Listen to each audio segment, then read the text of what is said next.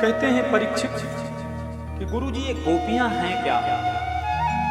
तो सुखदेव जी ने कहा, परीक्षित गोपियों का मतलब ही होता है गोभी इंद्रियैहि कृष्ण रसम पिबति इति गोपी, जो अपनी प्रत्येक इंद्रिय से कृष्ण रस का पान करे वो गोपी है।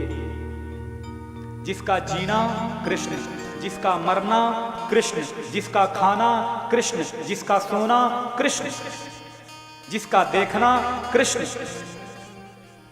जो प्रतिपल हर इंद्रिय से कृष्ण का दर्शन करना चाहती है, कृष्ण रस का पान करना चाहती है, वो गोपी। गोभी इंद्रियैहि कृष्ण रसम पिबति इति गोपी, जो प्रत्येक इंद्रिय से कृष्ण रस का पान करे ना, वो गोपी है।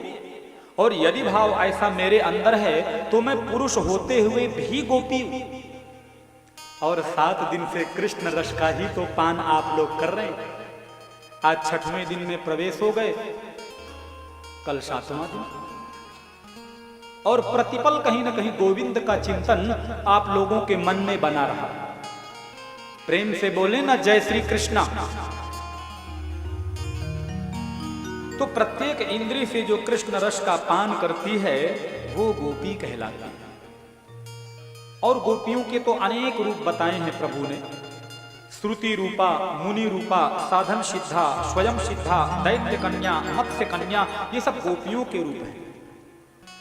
लिखा है कि तापस भेष विशेष उदासी, प्रभु जब 14 वर्ष के लिए वनवास के लिए निकले तो जब वह दंडकारण्य में किशोरी सीता जी के साथ में, जनक नंदिनी के साथ में जा रहे थे, तो वहां बड़े बड़े दाढ़ी मूछ वाले जो संत थे ना, उन्होंने भी कृष्ण को देख करके, राम को जब देखा कि जानकी जी कैसा सुंदर इनकी सेवा कर पाती हैं, तो उनके मन में भी स्त्रीत्व भाव उत्पन्न हुआ कि क्या हमें भी कभी ऐसा स्त्री रूप में राम की सेवा करने का अवसर मिलेगा।